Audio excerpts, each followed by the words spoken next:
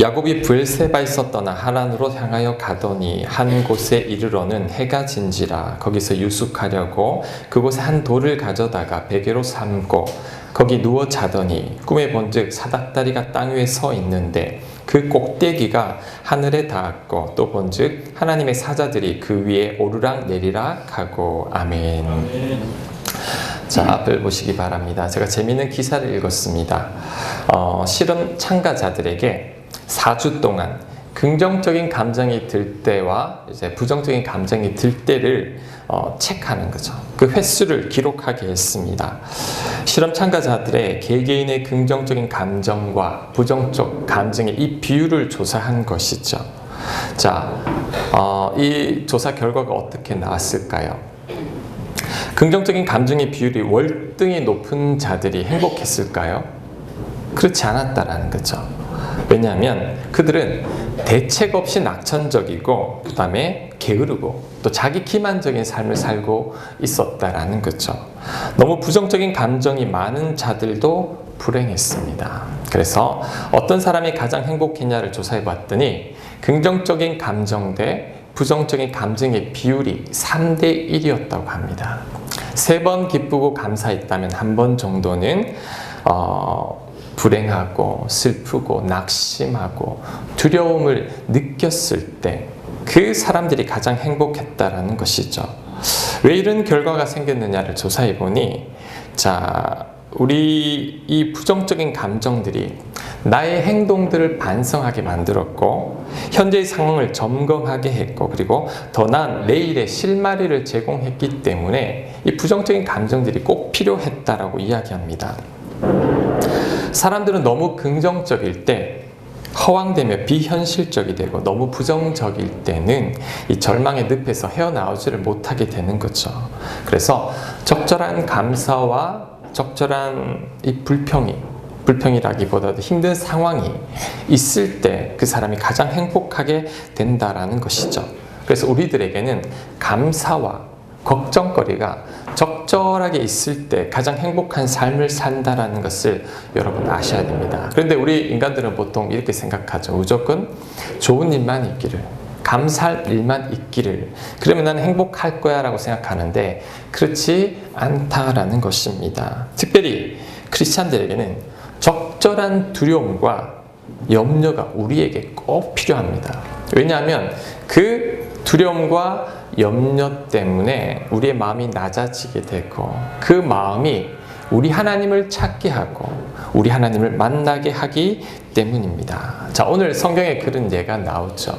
자, 야곱입니다. 지금 야곱이 형을 속였습니다. 형을 속였다가 어떻게 됐죠? 형이 야곱을 죽이려고 합니다. 야곱이 두려워서 그 형을 도망가게 되는 것이죠. 그래서 광야에서 하룻밤 자게 되는데, 자, 지금 이 야곱의 심정이 얼마나 암담한지 모릅니다. 형이 나를 죽이려고 해요. 도망자의 신세. 형에 대한 미안한 마음도 있고, 그 다음에 이 야곱은요, 마마보예요. 엄마랑 얼마나 가까운지 모릅니다. 그런데 이제 그 엄마로부터 떨어져 살아야 되는데 야곱은 그 뒤로는 엄마를 다시는 만나지 못합니다. 그리고 삼촌 댁으로 피신을 가는데 이 삼촌은 어머니 리브가가 이 삼촌 댁에서 온 지 거의 한 60-70년이라는 세월이 흘렀어요. 삼촌이 살아있을지 죽었을지도 모릅니다. 게다가 그는 이제 광야길을 이제 걸어가는데 그 거리가 걸어서 1000km입니다. 1000km를 광야길로 걸어가야 하는 도망자의 신세, 얼마나 처량합니까? 자, 그는 불쌍하고 처량하고 너무 안 됐죠. 그가 돌베개를 베고 자고 있는데 아마도 그는 그 돌베개 눈물을 흘리며 잠이 들었을 겁니다. 그래서 오늘 우리 찬송가 338장에 그 야곱을 이렇게 이야기하죠. 내 고생하는 것 옛 야곱이 돌베개 베고 잠 같습니다. 야곱이 돌베개를 베고 자는 것 같은 고생이 우리에게 있다라는 거죠. 그 고생이 얼마나 심했는지 짐작할 수 있습니다. 자, 그런데 그 고생의 순간에, 그 두려운 순간에 하나님께서 야곱을 찾아오십니다. 꿈을 꿨는데 천사가 사다리를 오르락 내리락 하고 하나님께서 사다리 꼭대기에서 야곱에게 이런 말을 합니다. 13절 말씀 제가 읽겠습니다. 또 본즉 여호와께서 그 위에 서서 이르시되 나는 여호와니 너의 조부 아브라함의 하나님이요 이삭의 하나님이라. 내가 누워 있는 땅을 내가 너와 내 자손에게 주리니 내 자손이 땅의 티끌같이 되고 내가 서쪽과 동쪽과 북쪽과 남쪽으로 퍼져나갈지며 땅의 모든 족속이 너와 내 자손으로 말미암아 복을 받으리라. 15절은 같이 읽겠습니다. 시작.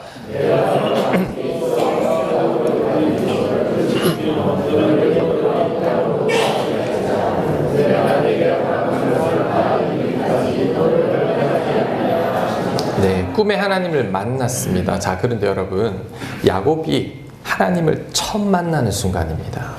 그전에는 야곱이 하나님을 한 번도 만난 적이 없습니다. 왜요? 야곱은 하나님에 대해서 아버지에게 듣기만 했어요. 귀로 듣기만 하던 하나님을 언제 처음 만났냐 하면 가장 고생하는 순간에, 가장 두려운 순간에, 말로만 듣던 그 하나님을 비로소 만나게 되었다라는 것이죠. 여러분 하나님 언제 만났죠? 부족함이 없을 때입니까? 모든 상황이 갖춰졌을 때 하나님 만납니까? 아니죠. 우리가 가장 힘들 때, 가장 두려울 때, 가장 고생하는 순간에 하나님을 만납니다. 그때 하나님을 찾아오는데 그때 우리도 하나님에게 마음이 열려 있습니다. 내가 배부르고 부족함이 없을 때는 하나님이 찾아와도 하나님인 줄 모릅니다. 하나님이 없어도 살아가는데 부족함이 없기 때문에 하나님이 나타나도 하나님인 줄 모르지만 가장 힘들 때, 가장 두려울 때, 정말 광야에서 눈물 흘리며 돌베개를 베고 잘 그때 하나님을 만나게 되는 것이죠. 제가 교인들을 만나보면 제가 한 10여 년 이렇게 사역을 하면서 교인들을 만나면 어떤 교인들은 정말 목사님들보다 더 훌륭하신 분들이 많이 있어요. 어떻게 저런 인격을 갖추고 있을까? 저분은 어떻게 저렇게 예수님 같을까? 제가 존경하는 교인들도 많이 있습니다. 그런데 그런 분들을 여러 번 만났는데 그분들이 공통점이 있어요. 제가 그분들 댁에 신방 가서 그분들과 이야기를 하다 보면 느끼는 것은 그분들이 정말 큰 어려움과 시련을 겪은 분들이라는 거죠. 건강으로 인해, 배우자로 인해, 자녀들 때문에, 재정적인 문제 때문에 큰 시련과 어려움을 겪은 자들, 그 환난을 통과하고 통과하는 동안에 하나님을 깊이 만났기 때문에 누구보다 훌륭한 하나님이 사람이 되어 있더라는 거죠. 제가 그것을 보고 느꼈습니다. 아하, 하나님의 사람은 그냥 만들어지는 게 아니구나. 야곱이 돌베개 베고잠 같은 그 고생을 통해서 하나님을 만나게 되고 하나님을 느끼게 되는구나. 믿음의 거장들은 다 그렇습니다. 여러분, 우리 테레사 수녀님, 우리 노벨 평화상까지 받았죠. 그분이 돌아가시고 나서 몇 년 뒤에 이제 그분이 우리 천주교 신자들은 고해 성사를 하잖아요. 본인이 힘들고 고통스러운 것들을 신부님께 이야기하는 고해 성사를 하는데 그가 너무 외진 곳에 떨어져 있었기 때문에 신부님들께 편지로 고해 성사를 했습니다. 근데 그것들이 이제 기록이 되어서 테레사의 편지라는 제목으로 책이 나오게 되고 영화로도 나오게 되었는데 그 책에 이 테레사 수녀의 엄청난 고통이 담겨 있습니다. 그 고백에는 50년간의 그 고백에는 내면의 고통이 기록되어 있고 편지에 주된 단어들이 외로움, 고통, 괴로움, 침묵, 하나님의 침묵, 응답 없음, 공허함, 하나님을 느끼지 못함. 그래서 근데 글에는 이렇게 되어 있습니다. 하나님을 느끼지 못하니 지금 내가 지옥에 있는 것 같습니다. 신부님 나를 좀 도와주십시오. 이런 편지들이라는 거죠. 무신론자들은 이 테레사 수녀님의 편지를 보고 하나님은 없다. 하나님이 없으니 평생 하나님을 믿어도 저렇게 되지 않느냐라는 말을 하고 또 개신교 신자들은 천주교에는 하나님이 없다라는 말을 하는데 그렇지 않습니다. 몰라서 그렇죠. 영적 거장들은 그들의 수준에 맞는 두려움과 시련이 있습니다. 이것을 영혼의 어두운 밤이라고 합니다. 영혼의 어두운 밤이라는 책도 나와 있습니다. 영성에서는 영혼의 어두운 밤이라고 이야기하는데 영적 거장들은 이런 영혼의 어두운 밤을 겪습니다.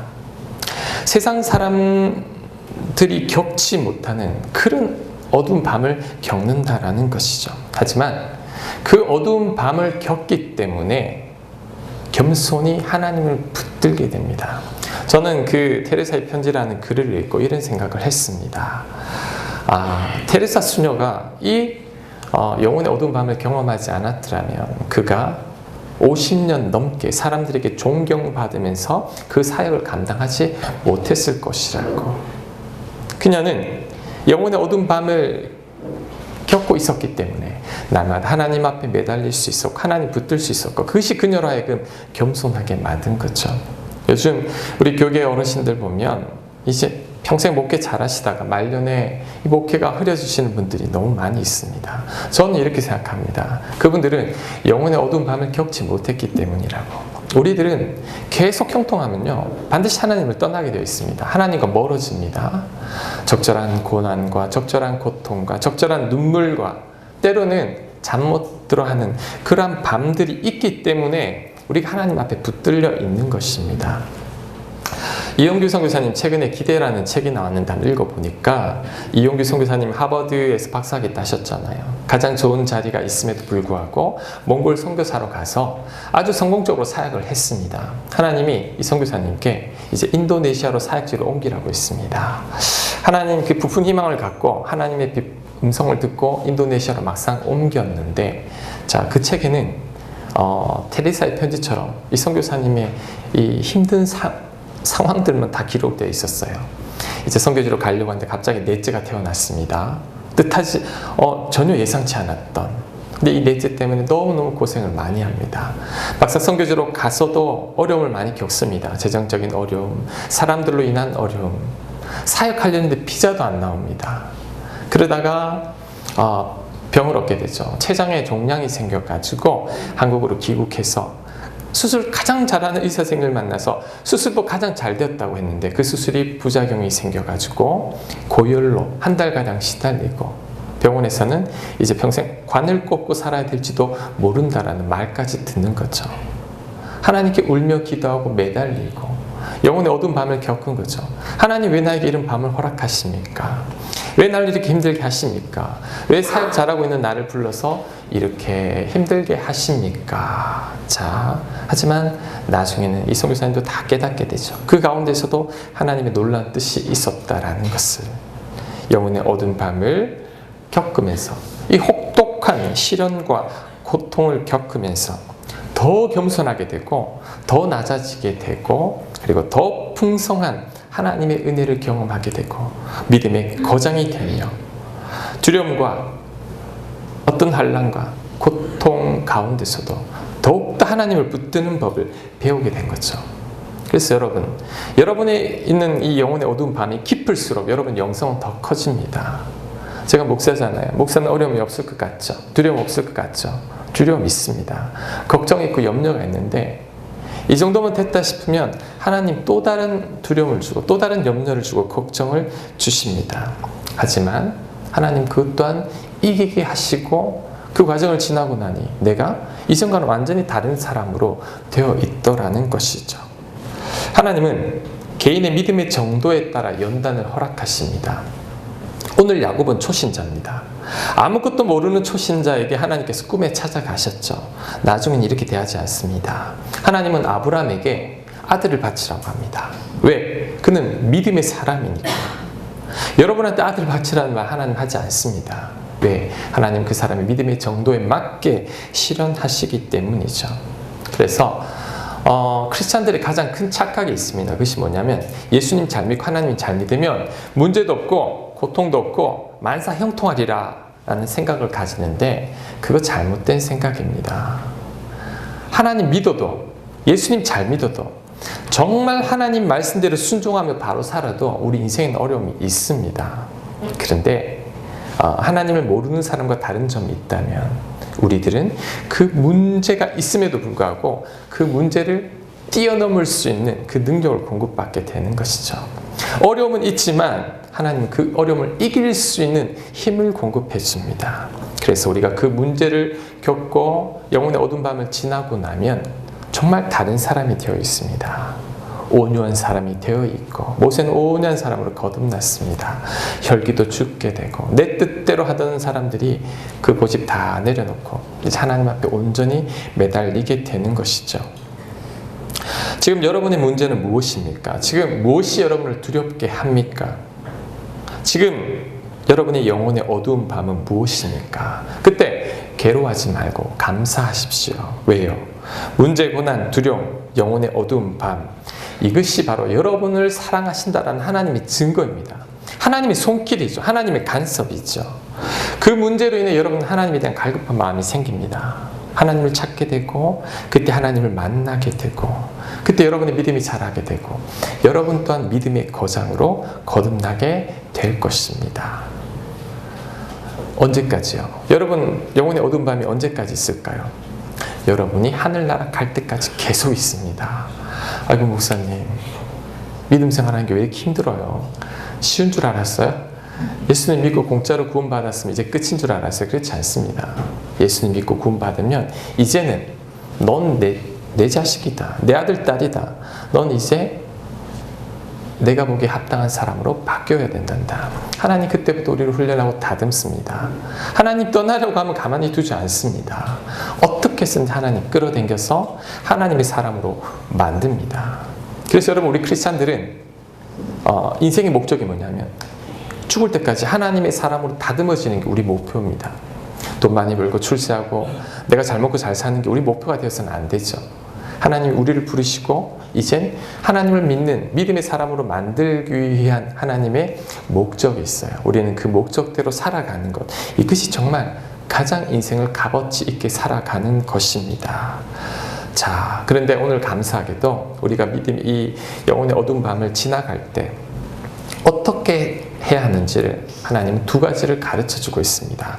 자, 여러분이 영혼의 어두운 밤을 지날 때 자, 어떻게 대처해야 될까요? 자, 16절 말씀 우리 같이 한번 읽겠습니다. 시작.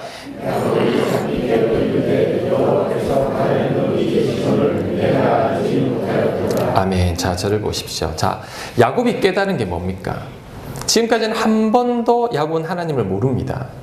이전까지는 오늘 처음 만났는데 그가 제일 먼저 깨달은 것이 무엇이냐면 하나님이 내 옆에 계셨는데 내가 그것을 깨닫지 못했구나.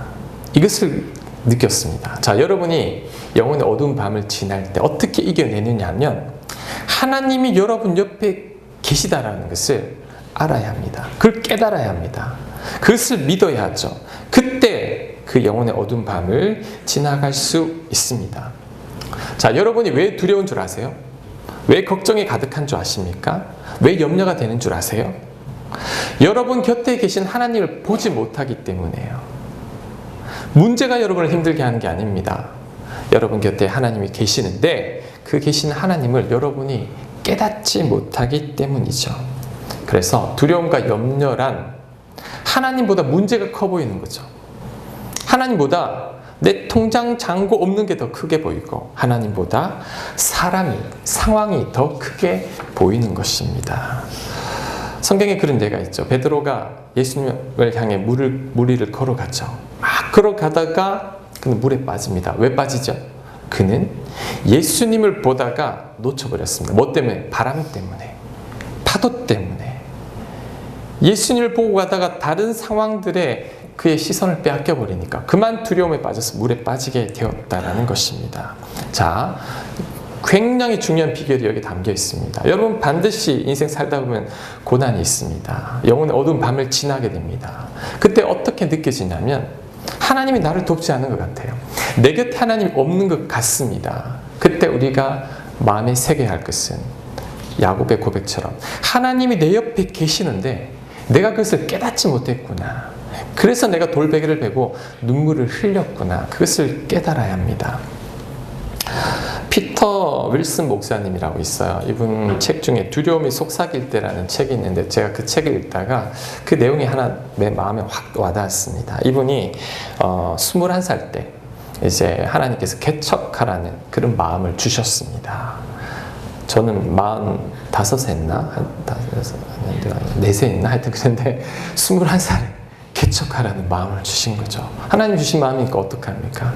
그래서 개척, 그가 섬기던 부목사로 있었겠죠. 뭐 전도사로 있었던지 목사님께 말씀드리고, 그래서 이제 파송 예배를 드린 거죠. 환송 예배를 우리 모든 교인들과 모여가지고 축복하고 환송하고 예배를 잘 마치고, 이제 그 교회를 사임하고, 이제 그날 저녁 교회에서 마지막 청소를 하고 집에 딱 가려고 하는데 교회 도서관에서 우리 집사님들이 이야기하는 소리가 귀에 들렸습니다. 그때 마치 본인의 이름이 딱 거론되는 거예요. 피터 목사님. 그래서 가서 무슨 말을 하는지 귀를 기울여 봤습니다.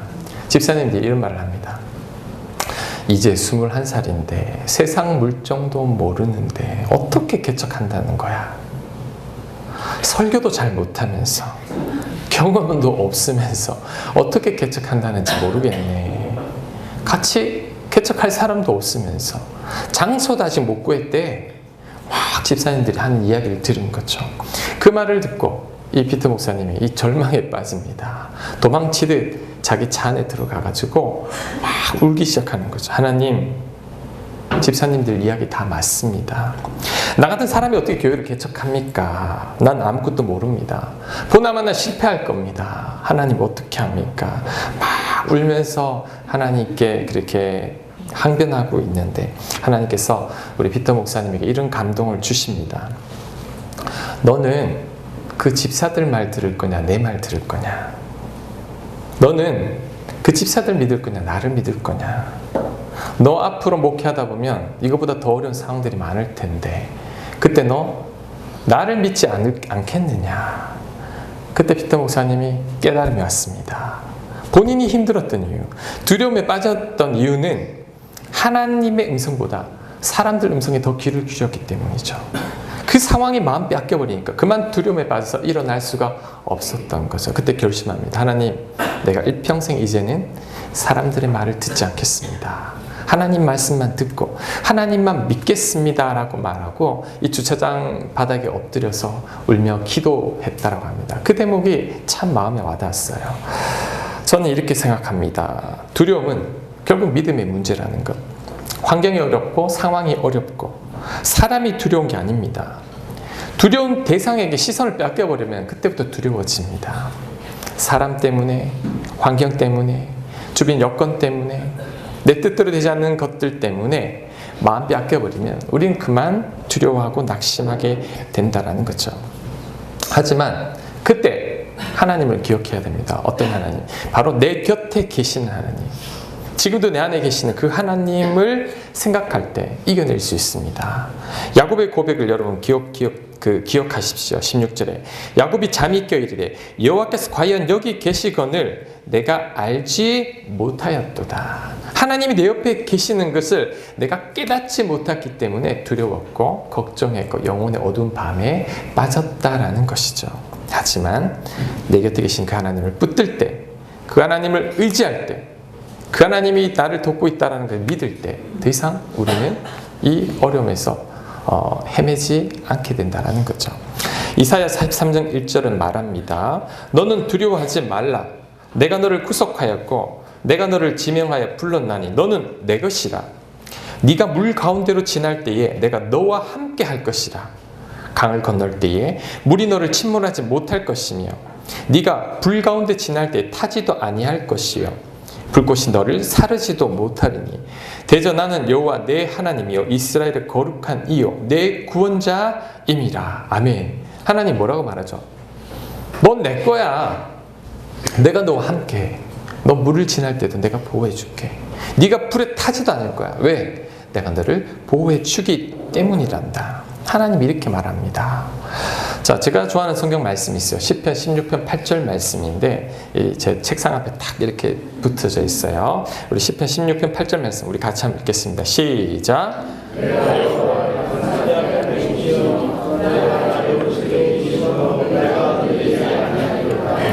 하나님을 내 앞에 모시고 하나님을 내 우편에 모시면 흔들리지 않습니다. 누가 뭐라고 해도 최악의 상황이 몰려와도 나는 흔들리지 않습니다. 왜? 하나님이 내 앞에 있고 내 곁에 계시다라는 확신만 있으면, 믿음만 있으면 흔들리지 않게 됩니다. 1편 1절 이렇게 말하죠. 내가 산을 향하여 눈을 들리라. 나의 도움이 어디서 올고 왜 하필 산을 향하여 눈을 들까요? 2절에 답이 있습니다. 나의 도움은 천지를 지으신 여호와에게서로다. 산을 지으신 여호와께서 산을 보면서 산을 지은 하나님을 생각하는 겁니다. 저 산을 지은 하나님이 나를 돕고 계시니 나는 흔들리지 않을 것이라는 거죠. 3절 계속해서 이야기합니다. 여호와께서 너를 실족하지 아니하게 하시며, 내가 실족하는 게 아닙니다. 하나님이 붙들어 주니까 실족하고 싶어도 실족할 수 없습니다. 너를 지키시는 이가 졸지 아니하시리로다. 이스라엘을 지키시는 이는 졸지도 아니하시고 주무시지도 아니하시리로다. 여호와는 너를 지키시는 이시라. 여호와께서 내 오른쪽에서 내 그늘이 되시나니 낮에 해가 너를 상하게 하지 아니하며 밤에 달도 너를 해치지 아니하리로다. 여호와께서 너를 지켜 모든 환난을 면하게 하시며 또 내 영혼을 지키시리로다. 여호와께서 너의 출입을 지금부터 영원까지 지키시리로다. 아멘. 시편 121편에 하는 말이 뭐죠? 하나님이 널 지킨다. 하나님이 너의 곁에 있단다. 그 말입니다. 여러분, 이 믿음만 가져도 우리 절대 흔들리지 않습니다. 여러분, 십자가 바라보십시오. 하나님이 여러분 얼마나 사랑하셨으면 여러분 살리고자 자기 아들을 여러분하고 바꾸셨어요. 그만큼 나를 사랑하신다는 확신이 있으면 어떤 어려움도 나를 이기지 못합니다. 왜? 하나님이 나를 사랑하시기에 나를 지켜주시기 때문에. 그 다음, 우리 요즘 로마서 묵상하고 있죠. 내 안에 계신 성령께서 말할 수 없는 탄식으로 나를 위해 기도하고 나를 돕고 있기 때문입니다. 자, 여러분, 영혼의 어두운 밤을 지날 때, 너무너무 두려울 때, 산더미 같은 문제들이 나를 엄습할 때 어떻게 해야 된다고요? 야곱처럼 하나님이 내 옆에 계심을 내가 깨닫지 못했구나. 깨닫고 나니 이제 더 이상 두려움이 없어지는 것입니다. 영혼의 어두운 밤을 지날 때 하나님께서 여러분과 함께 하심을 믿으십시오. 그때 밤이 금방 지나가고 새날이 밝아오리라 확신합니다. 두 번째, 우리가 영혼의 어두운 밤을 지날 때 어떻게 해야 하냐면, 자, 20절부터 22절까지 말씀 제가 읽겠습니다. 야곱이 서원하여 이르되, 서원하여, 이게 기도입니다. 하나님이 나와 함께 계셔서 내가 가는 이 길에서 나를 지키시고 먹을 떡과 입을 옷을 주시어 내가 평안히 아버지 집으로 돌아가게 하시오면 여호와께서 나의 하나님이 되실 것이요 내가 기둥으로 세운 이 돌이 하나님의 집이 될 것이요 하나님께서 내게 주신 모든 것에서 10분의 1을 내가 반드시 하나님께 드리겠나이다 하였더라. 아멘. 자, 하나님을 만나고 나서 야곱이 했던 게 뭐냐면 기도입니다. 하나님, 나를 무사히 이곳에 돌아오게 해주십시오. 나를 평안히 내 고향으로 돌아오게 해주시면 내가 하나님만을 섬기겠고 지금 이 자리가 하나님의 전이 되겠고 내 소유의 수입의 10분의 1을 하나님께 드리겠습니다라고 그가 기도합니다. 자, 여러분, 두 번째 두려움을 이기는 비결, 영혼의 어두운 밤을 이기는 비결이 바로 기도입니다. 두려울 때 기도해야 합니다. 기도할 때 두려움이 사라집니다. 저를 한번 보시기 바랍니다. 제가 우리 아까 피터 윌슨 목사님 그 책을 읽으면서 제가 그 대목이 참 와닿다 그랬잖아요. 와닿은 이유가 있습니다. 나랑 똑같았어요. 제가 예전 교회에서 이제 개척한다고 할 때 우리 부목사님들이 처음에는 야, 목사님 축하해요, 잘 됐네요. 아유, 기존 교회 가서 고생하는 것보다 목사님 목회하는 게 낫죠. 잘 됐습니다. 막 이렇게 격려해주고 그랬어요. 근데 내가 없을 때 우리 목사님들이 아이고, 김 목사님 이제 어떡하나, 불쌍해서 어떡하나, 요즘 100개가 개척하면 2-3개 성공하기도 힘들다는데 이제 어떡하나, 몰랐으면 괜찮은데 제가 그 말을 또 들었어요. 이렇게 또 건네가지고 이렇게 들어오는데 그 말을 들으니까 얼마나 마음이 낙심이 되는지. 그리고 우리 교회 집사님들 저를 볼 때 아주 처량한 눈빛으로 쳐다봐요. 목사님, 이러고 어떤 분 제가 이야기했죠. 와서 막 우신다. 그냥 막 울고 가고 그래요. 왜? 고생할까, 망할까 봐. 그 사람들 때문에 얼마나 많이 힘들었는지 몰라요. 우리 목사님들 때문에도 힘들고 우리 교인들 때문에도 힘들고. 힘들면 뭐 어떡합니까? 목사가 그냥 하나님 앞에 우는 거죠. 울고, 나도 하나님 못할 것 같아요. 나 계속 꿈도 꿔본 적 없는데 어떡해요. 막 울고 하나님께 매달리다 보면 또 마음이 평안이 와요. 마음이, 이 두려움이 사라지기 시작합니다. 하나님 나와 함께하고 있음이 느껴져요. 자, 그 다음날이 되었습니다. 괜찮을까요? 또 두려움이 밀려와요. 또 걱정이 돼요. 그럼 또 우는 거죠. 또 울고 매달리고 하다 보면 또 마음이 평안이 와요. 이런 과정이 여러분 엄청 길었습니다. 여러분 모르지만 한 1, 2년 계속 그랬어요. 토요일만 되면 두려워요. 주일이 두려운 거예요. 왜? 늘 아무도 안 올 것 같은 느낌들, 그 두려움들, 그 두려움이 저를 바꿨다라는 겁니다. 저 개척하다 보니까 혼자 있는 시간이 많잖아요. 혼자 있는 시간이 많으면 좋을 수도 있지만 때로는 별의별 생각들이 다 듭니다. 안 좋은 생각들이 막 들기 시작해요. 그 생각들을 다스리는 게 힘들어요. 다스리기 위해서 또 기도하고 말씀 묵상하고 말씀 암송하고 시편 23편 말씀 제 가장 큰 힘이 되었던 것 같아요. 그 찬양을 부르고 그 말씀 묵상하고 붙들고 기도하면서 하나님 붙들어 주셨고 제가 23편 묵상한 것 가지고 제가 한 달 넘게 설교도 한 적이 있잖아요. 왜? 그때 주신 하나님의 은혜가 있었기 때문이라는 겁니다. 여러분 저는 이렇게 생각합니다. 기도의 가장 큰 능력은 여러분이 기도한 그 가장 큰 응답이 뭔지 아세요? 여러분이 바뀌는 겁니다. 하나님 이렇게 막 기도하다 보면요 나를 바꿔버려요. 정말 두려운 상황인데 두려운 마음이 사라집니다. 내 마음을 바꿔버려요. 걱정하는 마음이 사라집니다.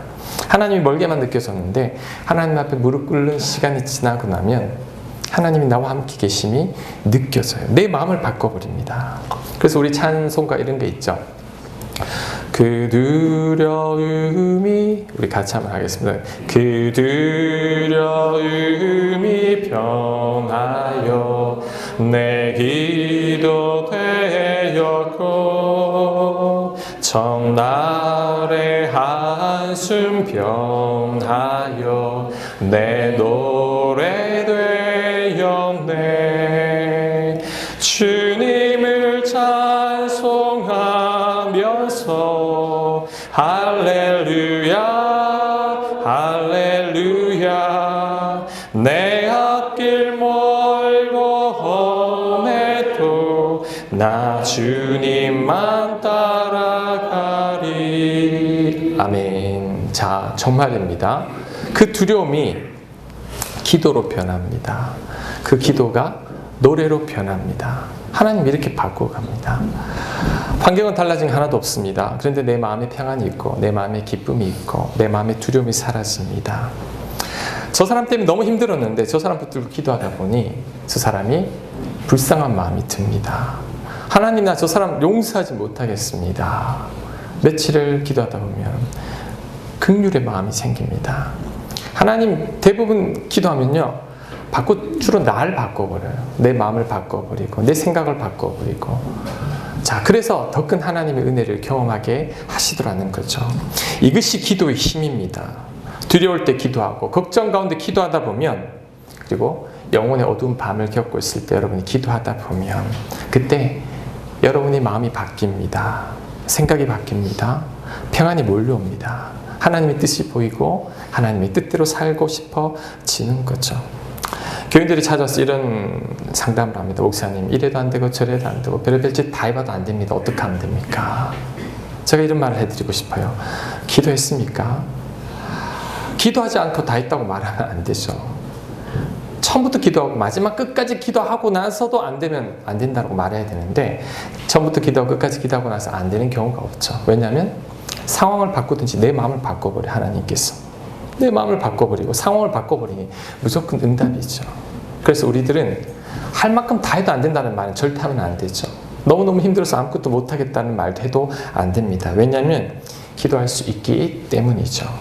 야고보서 5장 13절은 이렇게 말합니다. 우리 같이 한번 읽겠습니다. 시작. 아멘. 고난당하는 자가 있느냐? 뭐라고요? 기도할 것이요.